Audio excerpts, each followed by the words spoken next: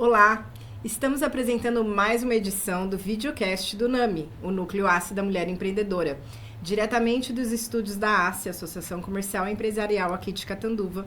Vamos receber ela hoje, Janaína Escobar, a diretora do nosso Núcleo ACE da Mulher Empreendedora. É um imenso prazer tê-la aqui e hoje eu estou do lado de cá, ouvinte e entrevistadora, ocupando o lugar onde ela sempre está entrevistando as demais empreendedoras. Mas hoje é ela que vai contar um pouquinho da história dela. Com vocês, Janaína Escobar. Olá. Olá, Janaína. Tudo bem? Estou me sentindo aqui no seu lugar. É ótimo. Muito bom. Muito bom poder ter a oportunidade de te ouvir, né? Olha. De você contar e compartilhar com todo mundo que está nos ouvindo e nos assistindo um pouquinho da sua história também, né? Afinal, uma hora você entrevista, outra hora você é entrevistada. Então, hoje é a sua vez de contar. E eu estou muito feliz de estar aqui, tendo essa oportunidade de te entrevistar na tarde de hoje. Obrigada, Andresa. Obrigada. É uma alegria para mim estar aqui, falando um pouco dessa trajetória. Então, quem é a Janaína, né? Quem é a Janaína Escobar? Quem é a Janaína Escobar? A Janaína hoje é esposa do Marcos, mãe do Luiz e da Rafa. Venho aí tenho os meus pais, né, que também são aqui de Catanduva. Sou nascida em Catanduva, vivi um período aqui. Então eu tenho aí essa origem, os meus pais, pessoas também muito honestas, distintas. Sou irmã da Jaque, irmã do Andrei. O Andrei hoje é falecido, né? Mas estamos aqui, estou aqui. Venho aí dessa família muito honesta, muito batalhadora, que apoiou, né, muito aí a nossa trajetória nos estudos, né? Então os meus pais investiram bastante para que tivéssemos aí, chegássemos à formatura, na graduação. Então todos os filhos, né, os três, o meu irmão hoje também se formou, né? Já tem 14 anos aí que ele partiu, mas esse projeto dos meus pais perpetuou e buscamos aí, temos aí a nossa carreira, todos nós, né? E falando aí da minha carreira, eu sou administradora de formação. Lá atrás, enquanto menina, né, foi uma profissão que eu escolhi, fiquei muito feliz de poder ter essa oportunidade de fazer esse curso, né? E enquanto menina eu brincava, né, que eu queria ser empresária e pegava as revistas velhas assim e brincava que eu estava assinando muitos contratos importantes, né? E isso me levou, né, essas brincadeiras de menina me fizeram escolher essa profissão. E eu me formei aqui em Catanduva, Aliás, a nossa infância diz muito sobre o que a gente se torna, né? Pois é. E aqui estou eu, né, hoje com um grupo de empreendedoras e seguindo essa trajetória ainda da administração, né? E aí eu me formei aqui em Catanduva, hoje, né, na Faculdade de Direito e Administração, a antiga FAECA, da Unifipa. Me formei aqui, tive, né, nesse período de faculdade, né, sou muito grata porque várias oportunidades que eu tive na minha vida foi por conta dessa graduação, né? E fiz estágio em empresas aqui em Catanduva, né, empresas que eu também sempre quis trabalhar, né? Fiz estágio na Matilate, fiz estágio na Cocan e trabalhei em outras empresas aqui menores, né? E então, assim, sempre fui para essa área da gestão, né?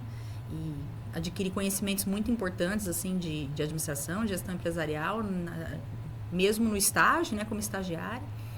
E aí, quando eu estava terminando a faculdade, eu tive muito apoio também na época do Marcos, né? Era meu namorado e ele já tinha passado por algumas experiências de estudos, né? E ele foi me orientando. Procura você ser uma pessoa capaz, vai procurar uma especialização fora, faça um mestrado, né? Que é um conselho que eu segui, que eu hoje recomendo para todas as pessoas, né? Porque eu estava até conversando outro dia com a Ana Cláudia, que é a nossa membro, da importância, né, do mestrado, da exigência que tem como profissional, né, como dos estudos, né? E é algo muito positivo para qualquer profissional. é uma virada de chave na nossa carreira, assim, você fazer o mestrado, né? Ter essa visão acadêmica, esse aprofundamento nos estudos que o mestrado proporciona. E aí, no final da minha graduação, eu estava fazendo estágio, né? E aí eu negociei com a empresa que eu queria começar a me preparar para ingressar no mestrado e numa universidade pública, que tem um pouco mais difícil, tinha que fazer provas, e eu já não tinha uma carreira nessa universidade, eu formei aqui e eu queria ir para outra instituição, né? Principalmente pública. E daí tentei na USP de Ribeirão, e depois, por fim, eu consegui ir na Universidade de São Paulo, na USP de São Carlos, né? E fui fazendo uma batalha, fazia aula como ouvinte, depois como aluno especial, são categorias que ainda não são alunos formais, né? E a gente não pode, por exemplo, ter acesso a bolsas. Mas, assim, me esforcei bastante, muito esforço. Não me julgo nenhuma dotada de genialidades e sempre fui muito esforçada e daí consegui. E aí fui regularizada, né, no programa e tive acesso a bolsas, fui bolsista, né, no meu mestrado. E estando ali nesse meio acadêmico, eu fui me encantando cada vez mais. E já tinha essa bagagem que eu tinha passado por empresas, isso me ajudou muito, essa vivência, né, essa prática empresarial. E aí eu fui encaixando aí toda aquela prática, mesmo como estagiária, né? Tudo que eu aprendi, né? Eu sempre falo, eu fiz estágio na Cocan, também sou muito grata a eles porque eles me liberaram na época para eu poder viajar em alguns períodos para fazer aula, né? De metodologia, da pesquisa, para poder preparar um projeto, que foi no último ano da minha faculdade. Então, e a Cocan, eu falo isso para eles, né, para os gestores, né, que a Cocan é uma empresa escola, né, a gente passa por ali e aprende muita coisa, é uma empresa muito organizada. E aí eu levei essa bagagem comigo para o mestrado e entrando nesse meio, né, no meio acadêmico, porque a gente sai do empresarial e vai para o acadêmico. Ali eu me encantei muito e estando ali já apareceu a oportunidade do doutorado. Então aí eu fiz o mestrado lá na USP. E durante o mestrado eu precisei de um apoio mais técnico da área que eu estava estudando, que era mercado de carbono, no setor sucroalcooleiro, né? Projetos de mercado de carbono para esse setor, que tinha a ver com projetos de cogeração de energia. E aí eu fui buscar na Unicamp um apoio, né, de um professor de lá que tinha conhecimento mais técnico sobre cogeração. Aqui em São Carlos era engenharia de produção, né? O meu mestrado. E aí eu precisava de alguém mais técnico da área de energia. Fui buscar na Unicamp e essa busca, essa parceria que eu fiz com esse professor também abriu a porta para o doutorado. E aí, estando no meio, quando me vi, então, já começando aí meu doutorado também. E aí, o doutorado é uma imersão no mundo acadêmico. Durante, assim, o período de mestrado e doutorado, eu lecionei, né? Alguns professores das faculdades davam oportunidade para a gente ir dando aula, então eu dei aula na Uniara, na Unicep, que é lá em São Carlos, dei aula no Senac, dei aula aqui em Catanduva no Senac, dei aula no Senac de Rio Preto, e aí fui trabalhando, adquirindo esses conhecimentos, palestrava, tinha uma universidade lá em Campinas, a Policamp, também dei aula, e aí também com o doutorado eu fui realizando mais sonhos, né? E no último ano de doutorado veio a outra oportunidade de fazer o doutorado sanduíche, né? Um período de intercâmbio que na época foi para a Inglaterra. E aí eu era bolsista também lá na Unicamp e solicitei para 2 agências e as 2 aprovaram a bolsa para eu ir para. Então, assim, acho que se eu negasse, eu não estaria sendo muito inteligente, porque eu tinha 2 bolsas aprovadas já, né? Nossa, que maravilha. Eu tive que escolher, obviamente, mas, né, foi um indício, assim, de que eu não poderia perder. Antes ter escolha do que ter... Pois é. Não ter escolha, né? E alguns anos depois, hoje, inclusive, tá bastante difícil, né, de conseguir bolsas assim, né? Então, para mim, eu falei, poxa vida, eu não posso desperdiçar.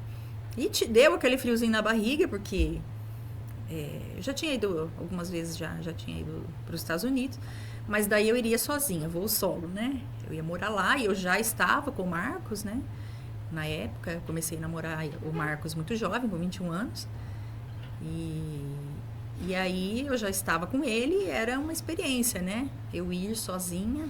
Era um período curto também, mas tudo é um foco, né? E nós dois estávamos bem focados no que a gente queria, né? Em carreira. E aí isso foi muito bom, né? Foi uma experiência maravilhosa. E aí eu realizei mais um sonho, né? Que era morar fora, ter essa experiência, essa bagagem, ainda mais um país europeu, morando na Inglaterra. Então eu fui realizando sonhos aí, sou uma realizadora. E como todo intercâmbio, né, Andressa, você também fez, é algo assim que engrandece, abre a nossa mente, a gente ter essa vivência. O que é importante, né? Eu sempre digo isso, essas experiências são ótimas, porque a gente vem de um país que tem uma realidade. E quando você vai para um país mais desenvolvido, que tem outra realidade, isso te abre os olhos e, obviamente, desperta aí algumas inquietações, né? Que foi o que aconteceu comigo, né? E principalmente a experiência que eu tento passar isso para as pessoas que me perguntam. Tudo funciona. Em algum lugar do mundo funciona, né? E aí a gente vem se questionar, e por que não funciona lá, né? Por que não funciona no nosso país? Então a gente vem com essa inquietação. E também vim refletindo. Quando eu retornei, foi uma experiência magnífica. É uma experiência, assim, incrível, né? Tanto de conhecimentos que eu adquiri no tema que eu estava estudando, que era também sustentabilidade na produção de biocombustíveis e todos os esquemas e formatos que estavam sendo criados, né? E métodos, normas e procedimentos para sustentabilidade na produção de biocombustíveis, que isso para mim foi muito importante, ter essa vivência lá, né? Eu aqui vivendo num país produtor, né? Sim. De biocombustível, do etanol, que é o nosso grande, que é o carro-chefe, né? Sim. Nosso biocombustível. E entendendo um pouco de um outro continente onde não é a realidade deles, todo esse potencial que nós temos aqui, né? De biocombustível, de produção de um biocombustível como o nosso. E que nós temos que ter muito orgulho, valorizar. Sim, a gente está cercado, né, por usinas. Sim. E nós aqui em Catanduva, nós temos que dar muito valor a esse agro, né? Não só o Brasil é o país do agro, então a gente tem que dar muito valor a isso e entender como é que os outros países enxergam. E muitas vezes eu convivia com pessoas que nem duvidavam que nós usávamos etanol nos veículos. E há quanto tempo usamos, né? Sim. Eu fiz o meu doutorado, aí estava lá na Inglaterra em 2010, né?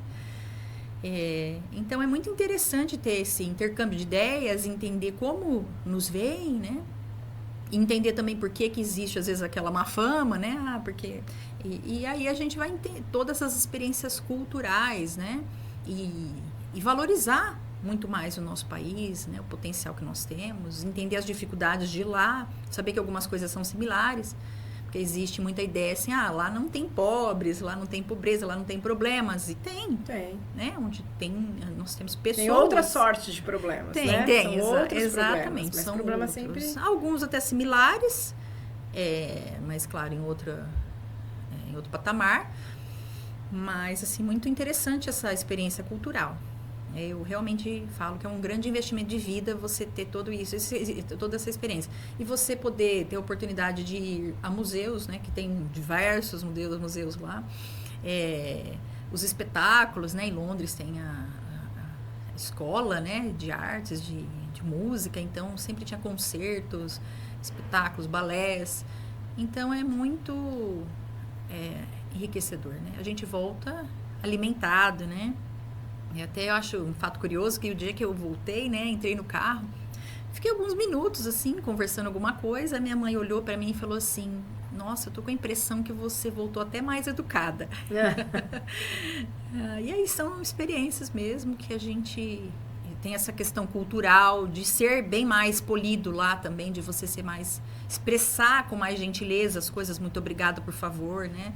E aí é um período curto, mas você acaba vindo com incorpora, né? Exatamente. Vem com uma bagagem, né, diferente. E aí quando eu voltei com esse espírito, né, dessa inquietação e pensando como vou contribuir com o meu país, né? E aí eu já estava no meio acadêmico, então ficou muito claro para mim que seria pela educação. E eu acredito que a educação é é uma das grandes soluções que nós temos para os nossos problemas hoje, né? Então, uma população educada sabe dos seus direitos, mas também sabe das suas obrigações. É uma população que desenvolve o seu bom senso, a sua capacidade de interpretar as coisas, de interpretar os desafios, Sim. lidar com eles, né? Então, eu não só achava, mas ainda acho, né? E aí, eu retornei, concluí meu doutorado. Nesse ano de 2010, eu tinha que concluir o doutorado e foi o ano que eu também perdi o meu irmão. Então, foi um turbilhão de emoções, né? Muitas emoções aí. Casei, né? Então, assim, foi um ano que... quando eu voltei... Nesse mesmo ano? No mesmo ano, assim. O meu irmão... Eu voltei da Inglaterra dia 6 de agosto. No dia 26, o meu irmão foi hospitalizado.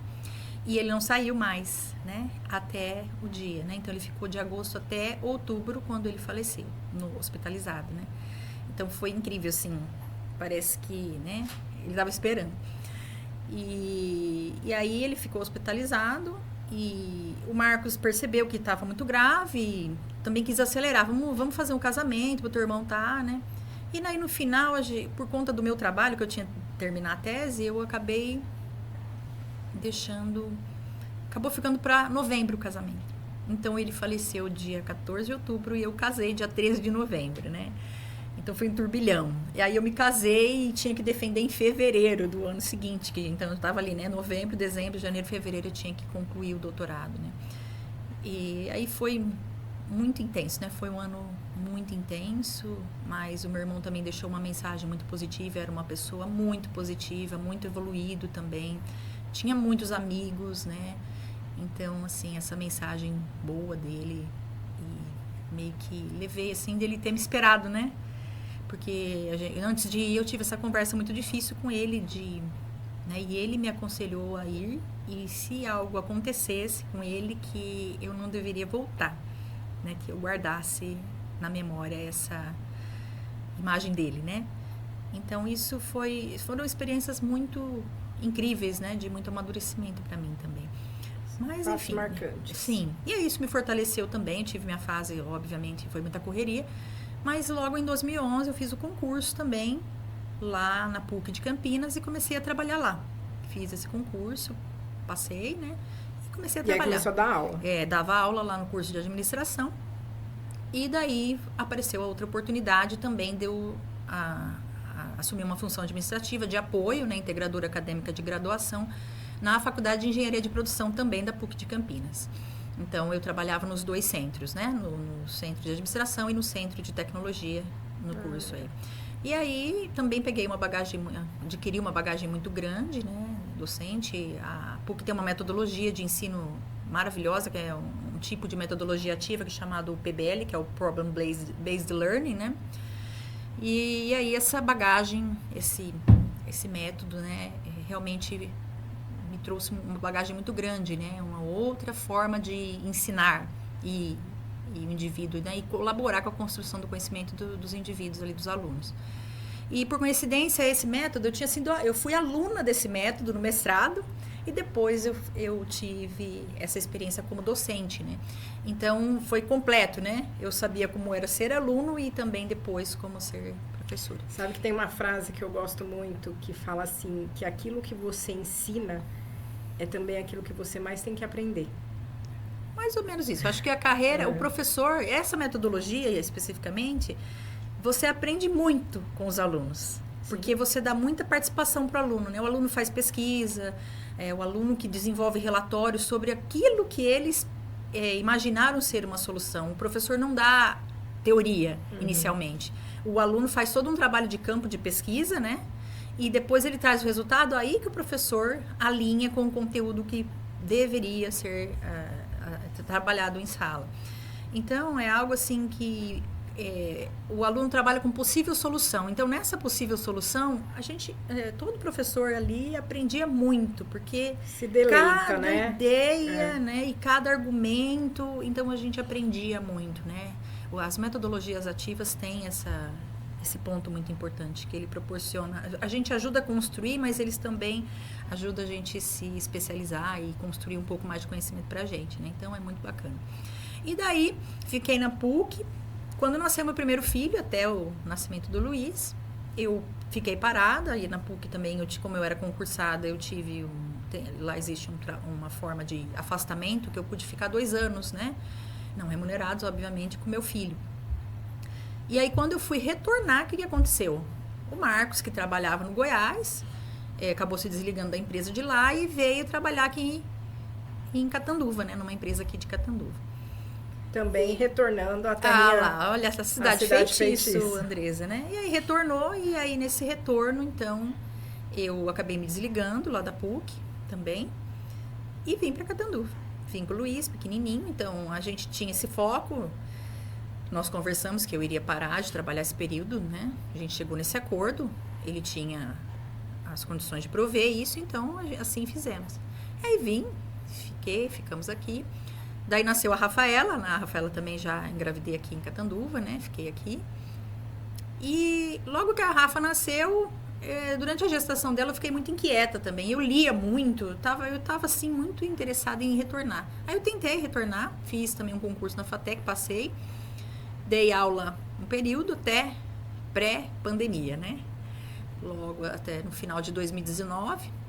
Dei aulas na FATEC, também ajudei com uma disciplina na Unifipa, voltei, né, para a origem para colaborar. E aí veio no final de 2019, meu contrato com a FATEC terminou e aí, enfim, eu parei de dar aula. Ficamos aí na pandemia, aí eu tava em casa, amo ficar em casa, adoro minha casa. A gente tem uma chácara, então tem várias distrações lá, jardim, amo plantas, adoro plantas, né? E aí... Já pude vê-las. Pois é, então. E aí, fiquei esse período e quando passou a pandemia, Janaína precisa retornar. O que você vai fazer, Janaína? E aí eu me encontrei, uma amiga me convidou para fazer trabalho voluntário no Hospital do Câncer aqui de Catanduva. Eu fui trabalhar lá, fui fazer esse trabalho e me ajudou muito essa experiência, né, do voluntariado e também desse trabalho específico de apoiar pessoas que estão nessa situação tão em tratamento, tão sensíveis, né? E eu, saudável, né, estava ali ajudando, porque realmente, né? Porque realmente é algo que eu achei importante mesmo, eu senti que eu poderia ajudar. E fiquei um período. Lá em 2020 também o Marcos assumiu a presidência aqui da ACE, né? E aí, pontualmente, eu comecei a me envolver com algumas coisas, eu com as plantas, né? Sempre comecei a trazer plantas, ele gosta muito das plantas também, eu comecei a trazer as plantas aqui na ACE. Fazer a decoração dos eventos. Isso, a minha tarefa aqui começou com eventos, sempre os recursos muito restritos, e aí eu comecei a ter umas ideias e vinha trazer uma planta, vida, né? E aí foi, também começamos a conversar, também a FACESP viu esse perfil do Marcos de trazer várias coisas diferentes. E começamos a conversar e sugeriu aí essa criação desse núcleo de mulheres. Aí no começo muito tímido, e aí como a gente já contou aqui em podcast, né? E começamos a nos unir aí, me unir a você, a Isabela, e aí falamos também, né? O Mastermind também ajudou bastante. Foi quase uma gestação, né, Janaína? Sim, eu acho que sim. O núcleo também foi... ele foi gestado com essa capacidade. Uma semente que foi plantada, e aí a gente foi gerindo essa ideia. É isso aí. E aí nós fizemos, né, um primeiro evento para decidir quais seriam os postos, né?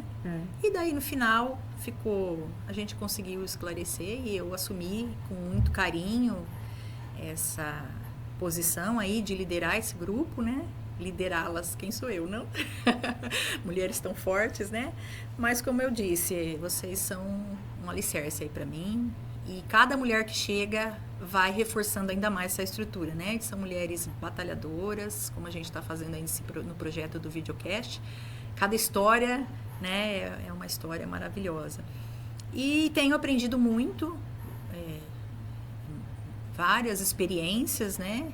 No último ano também, várias experiências esse ano agora, de 2024. E é uma alegria poder resgatar essa minha formação, né? Que é em administração. Eu estou colocando várias questões, ferramentas de gestão em prática aqui com o grupo. E colocando em prática e também resgatando e aprendendo para as outras mulheres aí todas essas ferramentas para a gente poder criar esse grupo que tem propósitos tão sólidos, né? De novo aí, né? Com a educação, com a capacitação de mulheres, fortalecer. E assim como a educação transformou minha vida, então eu quero levar também essa mensagem e essa lição para aquelas pessoas que estão do nosso lado, né, Andresa? Que isso que é importante, como você também falou no seu videocast. A gente vive num mundo e a gente pode doar esse conhecimento, essas experiências, e a gente pode partilhar isso com outras pessoas. E acho que esse é a essência, com toda certeza, da nossa vida aí. E é isso. É isso. E a Janaína, gente, faz com maestria, né, essa liderança do grupo. Eu acho que é um trabalho vital o que você desenvolve, o que você fomenta nas pessoas. E é isso, são mulheres fortes, a gente atrai para o grupo aquilo que a gente precisa em cada uma das mulheres que estão se juntando a gente, né? Porque existe um propósito, e esse propósito para nós está muito claro. Então isso fica muito evidente, e aí tendo uma pessoa que vai orquestrando, né? É como se fosse um maestro, né? Que vai regendo a sua orquestra. Esse é o papel do líder. E eu quero trabalhar e partilhar com vocês, né? Eu quero eu quero ter essa sabedoria de poder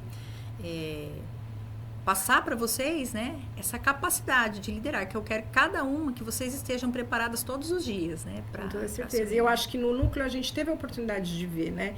O quanto tem gente por aí querendo fazer Sim. também, né? Tendo essa vontade de acontecer, de modificar um pouquinho o entorno, um pouquinho no micro. E se a gente conseguir fazer isso aqui no nosso entorno, isso já é grande o bastante. E a gente traz as pessoas fomentando esse propósito. Então, assim, é inspirar, é ser inspirado, é isso que o núcleo faz, né? Sob a sua batuta maravilhosa, enfim. E então quero te agradecer, Janaína, por esse videocast, né? Por ter a oportunidade de ouvir a tua história, que é linda, né? E de ouvir dessa construção também que foi agregando da sua história até Sim. chegar aí no núcleo, né? Uma atividade maravilhosa, voluntária. Então, eu quero te parabenizar e te agradecer por esse bate-papo. Andresa, e eu quero aproveitar para agradecer imensamente o Marcos Escobar. Foi na gestão dele, ele atribuiu essa atividade, ele me incentivou também a assumir esse posto, né? Sim. E quero agradecer essa oportunidade, agradecer também toda a diretoria da ACE que nos permite. E esse é um trabalho que a gente, né, o trabalho do NAMI, esse empenho, essa dedicação é por vocês e também para honrar essa história da ACE, né? Com toda certeza. Eu acho que é importante que todo trabalho que seja feito, né, que a gente sempre honre essa história da associação, né? E todo esse movimento que tem acontecido aqui na ACE, né? E a gente buscar, de fato, caminhos e ações que vão aí culminar no sucesso da instituição também, né? Eu acho que os tempos sempre trazem mudanças e é necessário um olhar atento para essas mudanças. Eu acho que o Marcos Escobar, enquanto presidente, teve esse cuidado, né? Foi um bom ouvinte desse movimento que estava acontecendo, de trazer a mudança, né? E a mulher dentro do núcleo da ACE é algo que já é uma mudança, né? Nos tantos anos de história. Mas é sempre necessário honrar a história para construir o futuro. Então, acho que no que couber, pelo menos ao NAMI, é o que a gente busca, essa questão de honrar a história e de honrar quem começou e fomentou isso, é algo que a gente tem que carregar, né, verdadeiramente, porque é isso, né? Esse movimento nosso está surgindo porque houve essa abertura, e essa abertura ocorreu, sim, na gestão do Marcos Escobar, como a gente já falou nos podcasts, então eu acho que é bem oportuno relembrar isso. Sim, é uma instituição aí de 94 anos, né? Sim. Então, a gente realmente tem que honrar toda essa idade e continuar batalhando para fazer. Essa bagagem. Exatamente. E a gente sempre agradece aí também a presidência atual, Manzano, por permitir que também nós continuemos o nosso trabalho aí, né, toda a diretoria, e que é fundamental ter essa essência, né, possibilitar que as mulheres também estejam aqui partilhando essa gestão e envolvendo as mulheres aí nas questões de negócio, já que nós temos tantas empreendedoras no mundo, né, Andressa? Exatamente. Mas eu agradeço muito a oportunidade. Obrigada novamente, Janaína, foi um prazer ouvi-la na tarde de hoje. Obrigada, parceira. E é isso, nós agradecemos a audiência. E se você gostou, volte, porque teremos outros episódios com outras empreendedoras. Então, para isso, se inscreva no canal. Obrigada.